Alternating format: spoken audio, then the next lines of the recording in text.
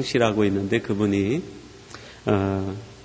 빈자의 미학이라고 하는 자신의 건축 이야기를 소개한 책을 집필했습니다. 거기에서 승효상 씨는 이런 이야기를 합니다. 건축은 집을 짓는 것이 아니라 새로운 삶을 창조하는 것이다. 이 정의를 제가 보기 전까지는 건축은 집을 짓는 것인가 보다 그렇게 생각했는데, 건축이라는 것은 집을 짓는 것이 아니라 그 속에 사는 사람들에게 새로운 삶을 창조할 수 있도록 울타리를 만들어주는 것이다. 그런 표현을 쓰고 있습니다. 다른 말로 조금 표현해서 바꿔 이해하면 어떻게 되겠어요? 새로운 삶을 창조해내지 못하는 건축물이라고 하면 그것은 건축 자재를 쌓아놓은 건축 더미에 불과하다 하는 것이죠. 여러분, 우리 가정이 새로운 생명을 만들어내고 새로운 하나님의 역사를 창조해내고 이루어낼 때 우리의 가정이 진정한 가정이라는 뜻 아니겠습니까? 가정은 있는데 그 가정에서 새로운 하나님의 역사, 삶의 창조의 역사가 일어나지 않는다고 하면 오히려 그 가정은 없는 것보다 못하다. 극단적으로 표현하면 그런 표현도 가능한 것 아니겠습니까? 이 땅에 수없이 많은 집들이 있고 건축물이 있는데 그 집과 건축물 가운데서 새로운 삶을 창조해내는 건물과 집들이 얼마나 될까? 여러분 한번 마음속으로 헤아려 봄직합니다. 성경은 이 집이라고 할 때 그 말을 오이코스라는 말로 사용하는데, 이 오이코스라는 말은 세 가지 유비를 담고 있습니다. 하나는 우리가 살고 있는 세상이 오이코스입니다. 이 세상에서 하나님의 창조적 역사, 생명을 만들어내는 그러한 일이 없다고 하면 이 세상은 무의미하다는 것입니다. 두 번째 오이코스라고 할 때 우리 살아가는 삶의 집을 얘기합니다. 우리의 가정을 얘기하는 거죠. 우리의 가정과 집이 새로운 삶을 만들어내는 하나님의 창조적 역사를 이루어내지 못하는 가정이라고 하면 큰 의미가 없다는 것입니다. 또 오이코스라고 할 때 그것은 우리 마음의 집을 의미합니다. 우리 개개인의 마음의 집에서 하나님의 새로운 생명의 역사가 약동하지 않는다고 하면 우리 개개인의 실존은 그렇게 큰 의미가 없는 사람이 된다는 것입니다. 오늘 본문 1절에서 예수님과 함께 제자들이 예루살렘 성전에 들어갔다 나오시면서 하는 대화가 기록되어 있는데 1절에서 제자들이 주님께 이런 질문을 합니다. 예수께서 성전에서 나가실 때에 제자 중 하나가 가로되 선생님이여 보소서 이 돌들이 어떠하며 이 건물들이 어떠하니까. 당시의 그 역사와 유대의 상황과 유대 사람들의 풍습, 지리, 문화를 소개하고 있는 요세푸스라고 하는 역사가가 있습니다. 그분의 표현에 의하면은 당시 예루살렘 성전은 예루살렘 도성의 6분의 1에 해당하는 어마어마한 크기로 건축이 되어지고 있었다고 합니다. 예수님이 탄생하기 10년 전부터 헤롯이 자기 이름을 기념해서 무너진 성전을 건축하는 것이 바로 헤롯 성전이었어요. 그리고 예수님께서 공생애를 시작하는 무렵이 30세니까 대략 예루살렘에 있는 헤롯 성전이 지어지는 그 시간은 약 40년 정도 해당이 됩니다. 어떤 역사학자들은 예수님이 탄생하시는 그 시기가 BC 5년 내지 4년, 3년 이렇게 연도를 계산하기 때문에 그것까지 포함시키면은 예수님께서 예루살렘에 가셔서 성전을 보셨을 때에는 그 성전을 짓기 시작한 때가 약 45, 6년 정도가 됩니다. 이렇게 오랜 시간 성전을 짓는 그 성전을 보면서 제자들은 경이로움에 사로잡히게 됩니다. 갈릴리 어부들이 살던 지역의 조그만 촌락에 조그만 집들을 보다가 어마어마한 규모에 지어지는 집을 보면서 제자들은 충격을 받아요. 그리고 주님 앞에 물어봅니다. 주님, 이 건물들이 어떻습니까? 이 건물들이 당신 보시기에, 주님 보시기에 어떻습니까? 놀랍지 않습니까? 경이감을 표현하고 있는 거예요. 그런데 그들의 얘기를 들은 주님께서 2절에서 이런 대답을 하십니다. 예수께서 이르시되 내가 이 큰 건물들을 보느냐? 돌 하나도 돌 위에 남지 않고 다 무너뜨려지리라 하시니라. 너희들이 이 건물을 보느냐? 돌 위에 돌 하나도 남지 않고 다 무너져 버리고 말 것이다. 제자들은 이 어마어마한 건물을 보십니까? 그렇게 주님 앞에 얘기하는데 주님은 이 돌 위에 돌 쌓은 것들이 나중에는 아무 의미도 없이 사라져버리고 만다는 것입니다. 여기에 담겨있는 예수님의 마음은 어떤 마음이었을까요? 아무리 아름다운 건물이 있어도 그 속에서 생명의 창조가 이루어지지 않고 새로운 삶의 역사가 일어나지 않고 새로운 사람이 만들어지지 않는다고 하면 그것은 성전이 아니라 돌무더기일 뿐이라는 것입니다. 승효상 씨가 집에서 새로운 삶의 역사가 일어나지 않으면 그것은 건축 더미에 불과하다고 표현한 것과 예수님께서 지적해 주신 이 말씀이 얼마나 일치하는지 모르겠어요.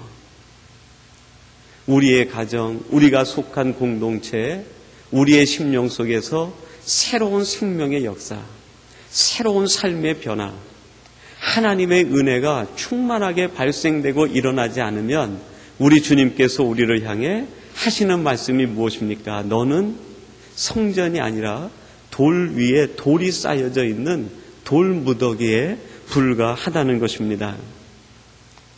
1절 말씀을 다시 한번 여러분 회상해 보세요. 예수께서 성전에 나가실 때에 제자 중 하나가 가로되 선생님이여 보소서 이 돌들이 어떠하며 이 건물들이 어떠하니까. 마가는 이 1절 말씀에서 성전에 지칭하는 단어를 세 가지로 나누어서 사용해요.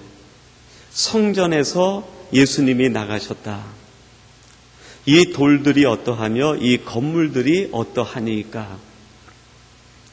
지난번 우리 주일 예배 때 제가 이 돌들이 리스토이 그래가지고 날카로운 돌 그런 뜻이 있다고 그랬습니다. 다듬어지지 않은 돌.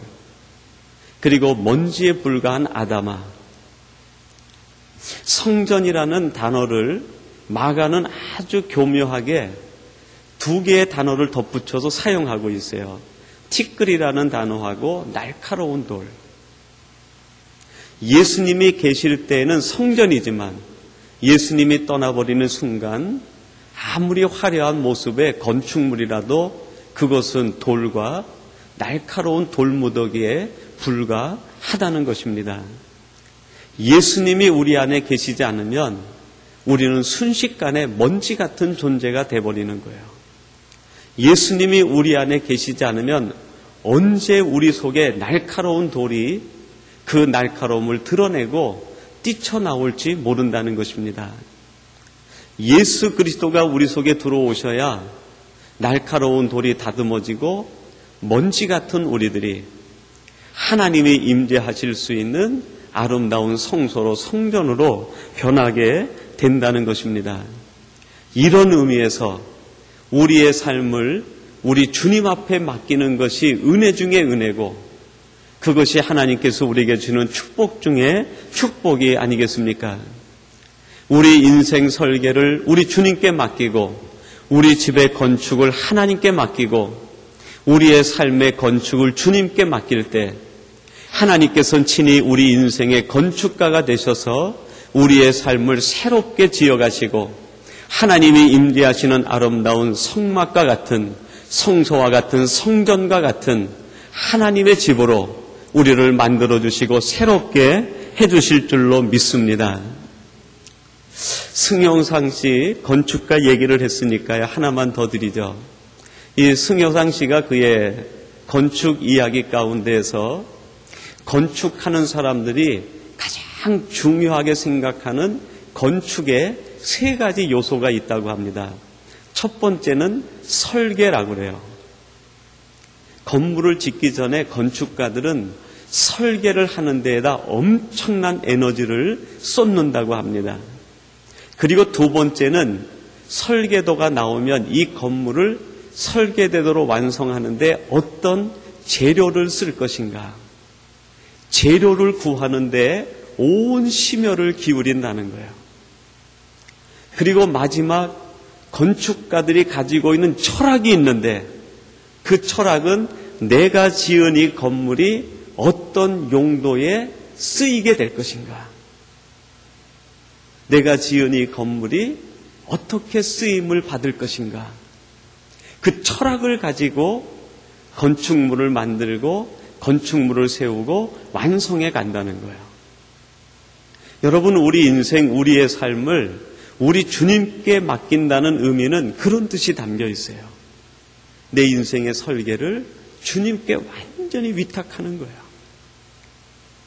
내 인생을 만들어가는 모든 재료를 하나님께 위탁하는 거예요.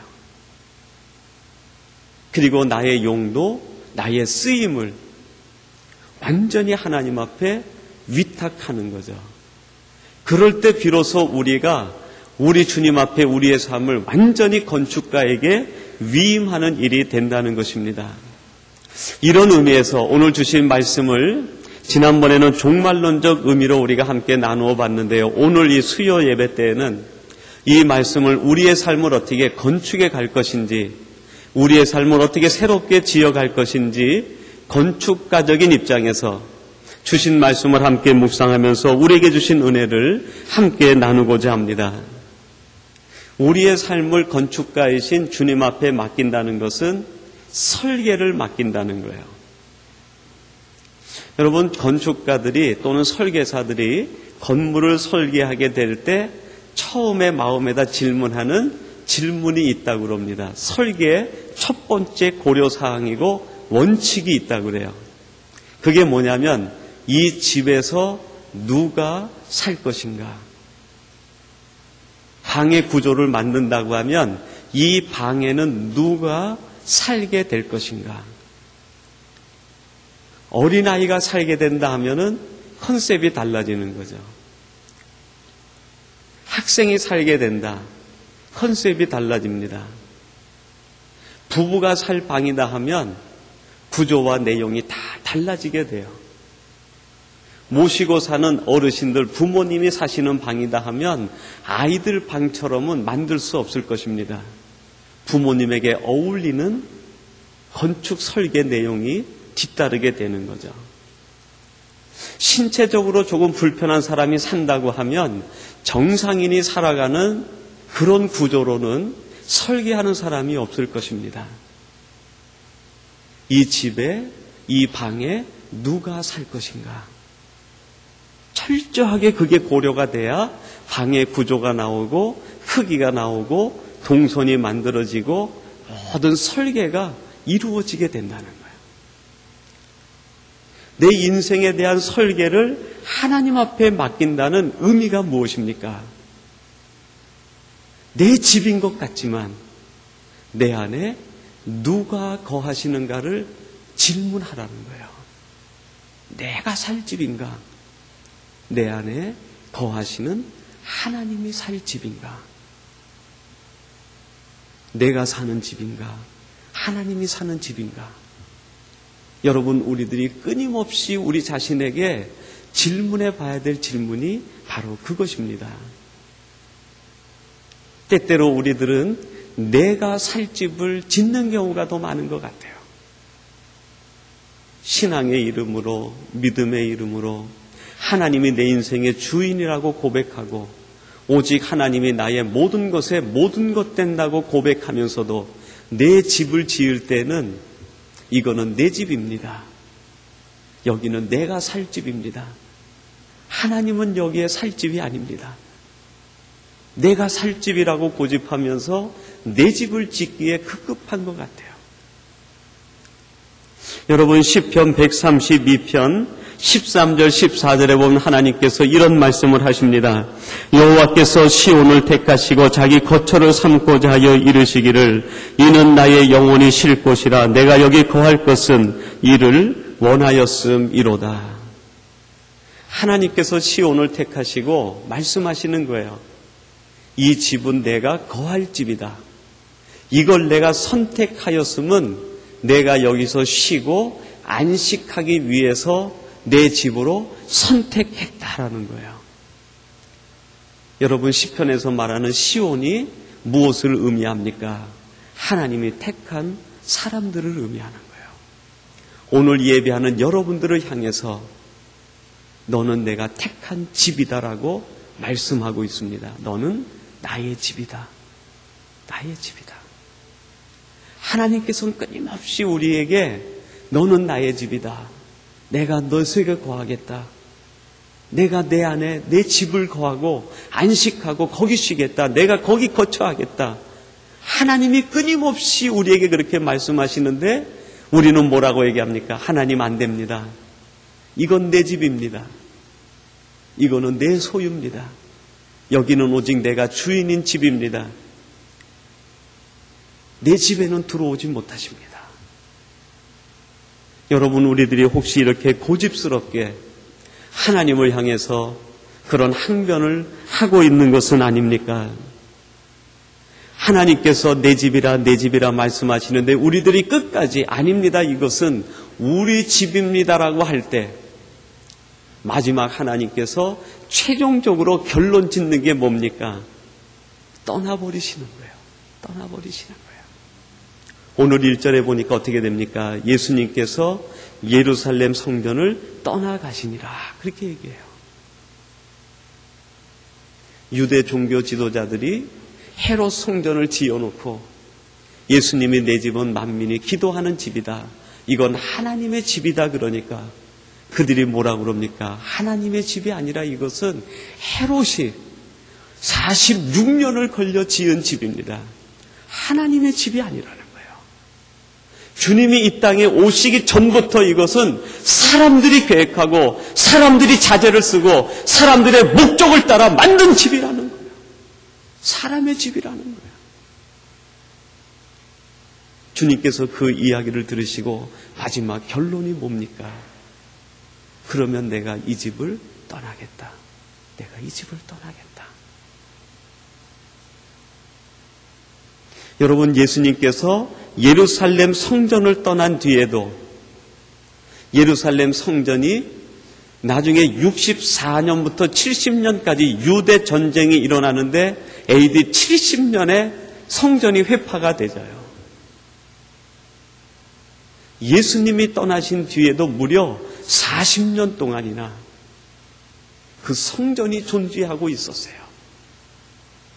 거기에서 돈 바꾸는 일이 계속 행해집니다. 수많은 이익이 났어요. 40년 동안 번창했어요. 예수님이 떠나셨는데도 성전이 그대로 무너지지 않은 거예요. 40년 동안 형통했어요. 형통. 여러분, 성경은 이걸 가리켜 뭐라고 얘기합니까? 악인의 형통이라고 얘기합니다. 하나님이 떠나버리면 무너질 것 같은데 무너지지 않아요. 악인의 형통. 여러분, 그것이 축복입니까? 불행입니까? 불행이에요. 불행. 하나님이 떠나버렸는데도 점점 잘 되는 거, 여러분, 악인의 형통을 부러워하지 마세요. 악인의 형통을 부러워하지 마세요.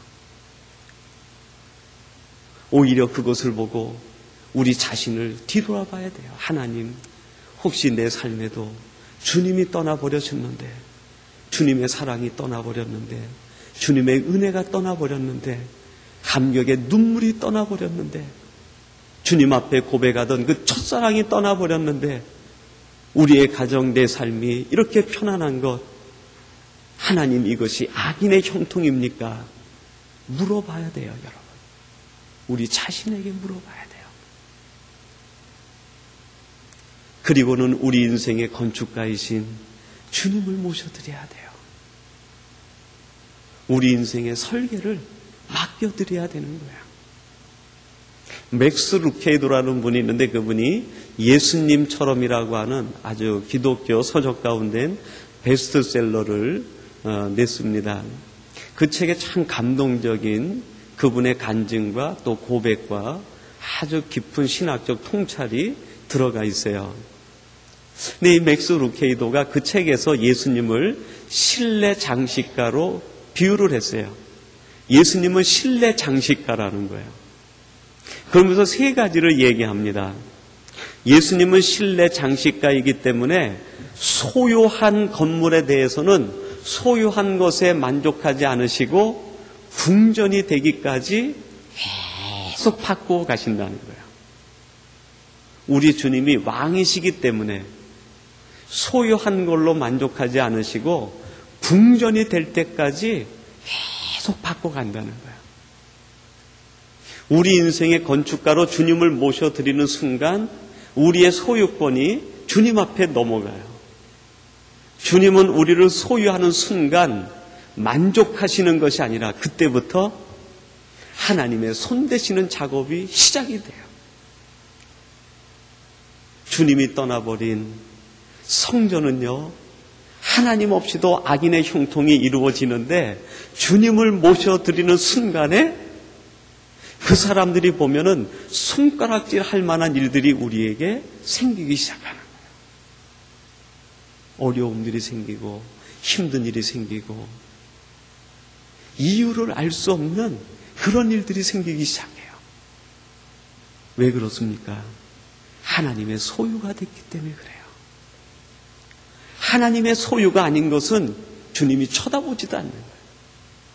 주님이 관심도 기울이지 않아요. 어떻게 되든지 방관해 버리는 거예요. 근데 주님의 소유된 하나님의 사람들에게는 그때부터 주님의 작업이 시작이 되는 거예요. 궁전이 되기까지 소유하는 걸로 주님은 만족하지 않으세요. 주님의 것이기 때문에 더 철저하게 궁전으로 만들어 가시는 거예요. 맥스 루케이드는 또 한 가지 얘기를 하는데요. 우리 주님은 벽을 허무는 선수라는 거예요. 벽을 허무는 명수라는 거예요. 실내 장식가인 주님께서 우리를 소유하고 나시면 우리 속에 들어오셔서 우리 마음을 가로막고 있는 벽들이 있는데 그 벽들을 하나씩 하나씩 전부 쳐내신다는 거예요. 미움의 벽, 분노의 벽, 선입견의 벽, 내 지식의 벽, 내 경험의 벽, 내가 가지고 있는 모든 수단의 벽들을 하나씩 하나씩 무너뜨린다는 거예요. 주님이 우리 속에 들어오는 순간 우리 속에서는 전쟁이 일어나는 거예요. 그동안 내가 가지고 있었던 인간적인 것들이 하나씩 하나씩 부서져 나가는 전쟁을 겪는 거예요. 여러분, 그것이 행복한 거예요. 이것도 잘라지고 이것도 무너지고 이것도 무너지고 그것을 통해서 하나님은 우리를 새롭게 창조해 가기 시작하는, 그게 은혜고 축복이라는 거예요. 실내 장식가이신 주님이 우리 속에 들어오시면 마지막에 하시는 일이 있는데 그게 뭐냐면 우리를 하나님의 사람으로 만들기 위해서 비용을 아끼지 않는다는 거예요. 비용을 아끼지 않는다. 여러분, 집에 애착이 있는 사람은요, 집에다가 투자하는데 비용을 아끼지 않아요. 비용을 아끼지 않아요. 하나님도 우리에게 비용을 아끼지 않으셨어요. 가장 쓸모없는 흙무더기 같은 우리들을 하나님의 궁전으로 만드시기 위해서 온 천하를 두고도 값으로 살 수 없는 예수 그리스도 독생자를 값으로 지불하시고 우리를 새롭게 만들어 주신 거예요. 비용을 아끼지 않는 거예요. 여러분이 하나님을 믿습니까? 비용을 아끼지 않으신 하나님이 앞으로 우리들에게 이루실 일을 위해서 아까울 것이 무엇이 있겠어요? 우리에게 아까울 게 뭐가 있겠어요? 독생자 예수 그리스도까지 값으로 지불해 주신 주님이 우리를 위해 아까울 것이 무엇이 있겠어요? 하나님, 내 집이 하나님의 집 되기를 원합니다. 하나님 내 심령이 하나님의 궁전되기 원합니다 하는 순간 하나님은 비용을 아끼지 않으시고 우리를 새롭게 만드시고 온갖 좋은 것을 허락해 주시는 거예요.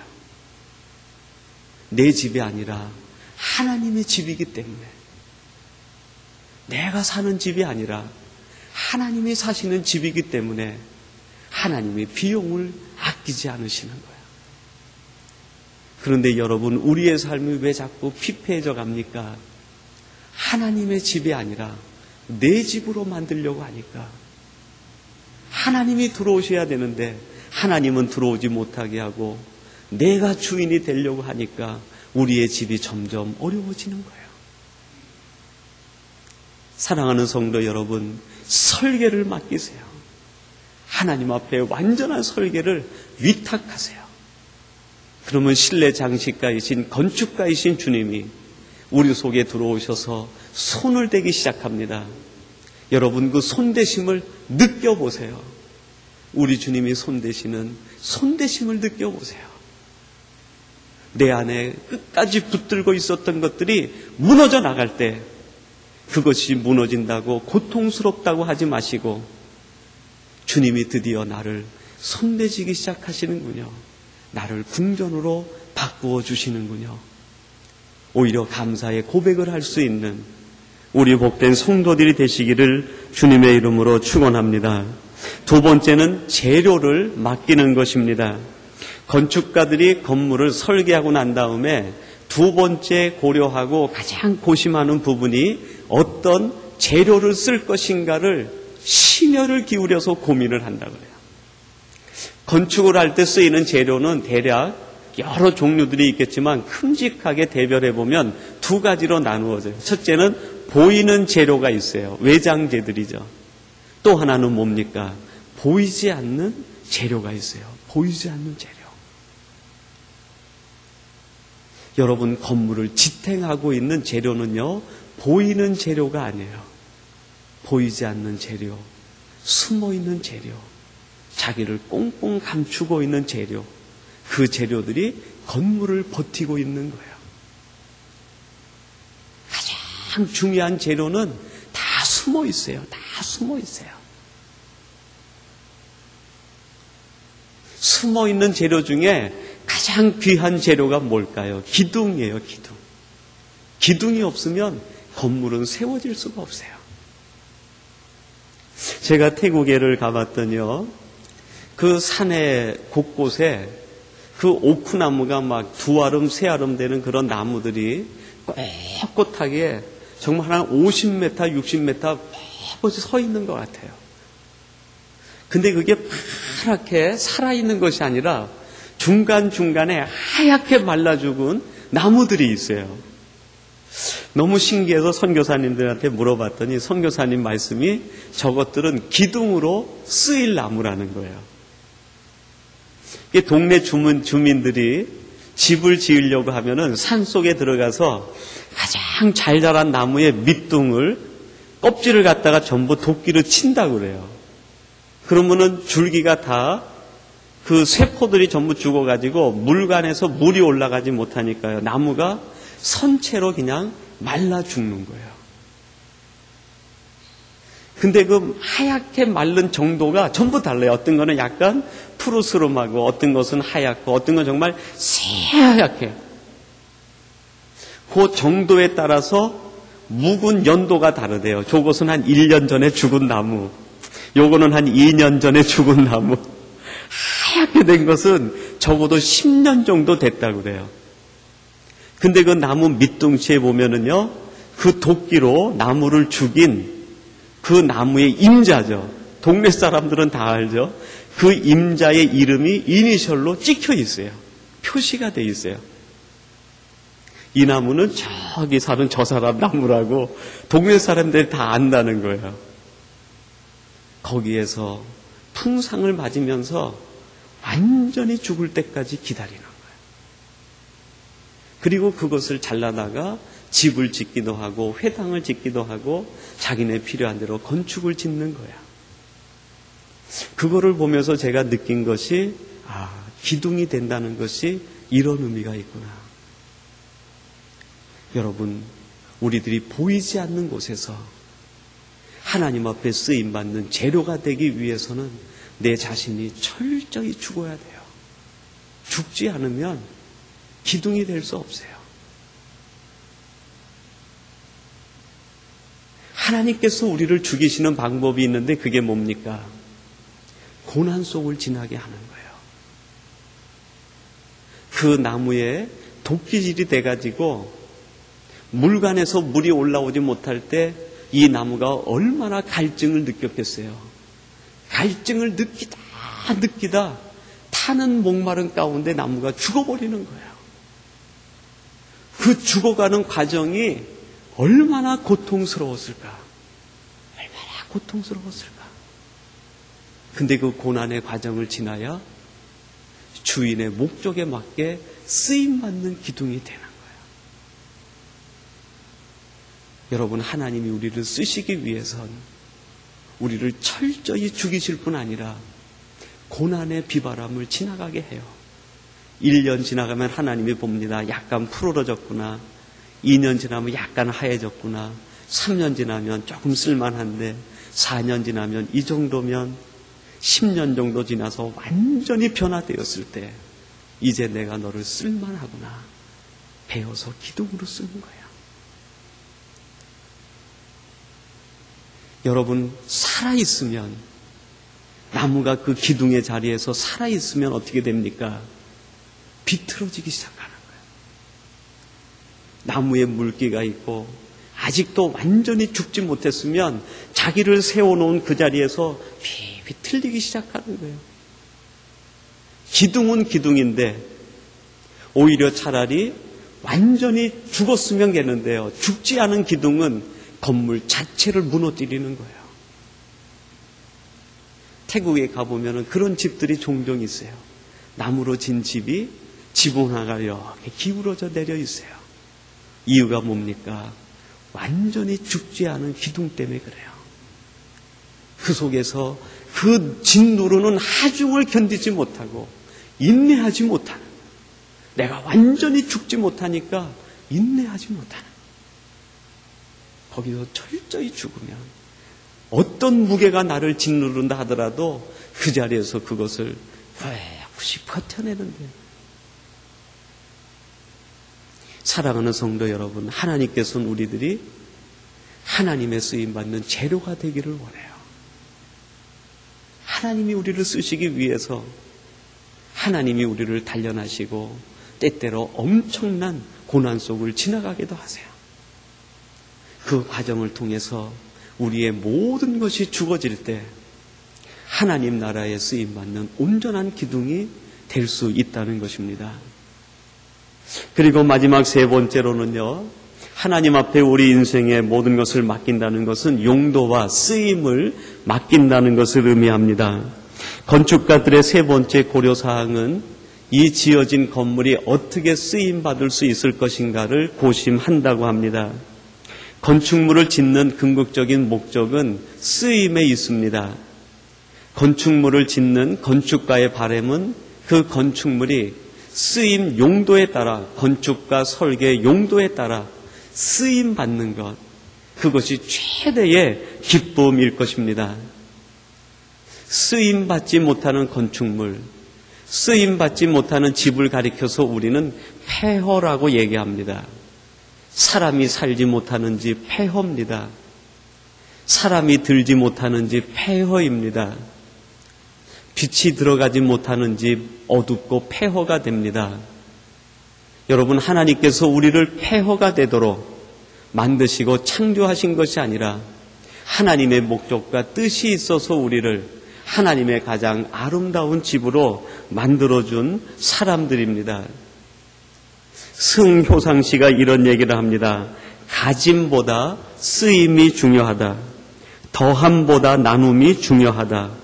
채움보다 비움이 중요하다.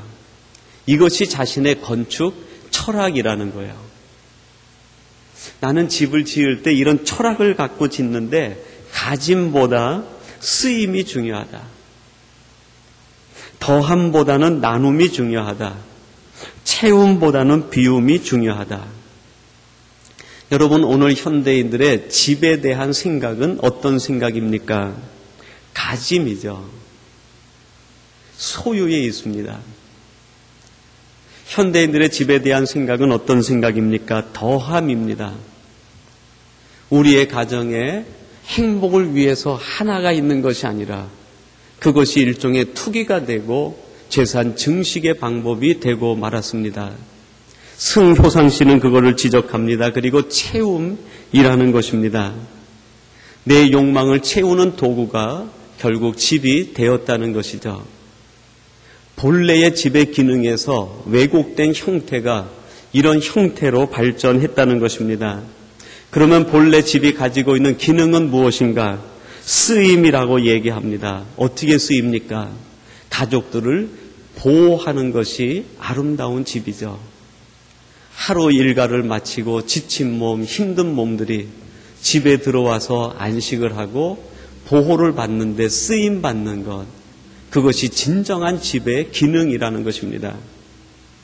집의 기능은 나눔이라고 합니다. 비밀의 공간이 아니라 서로 대화하고 사랑을 주고받는 곳이 집이라고 얘기합니다.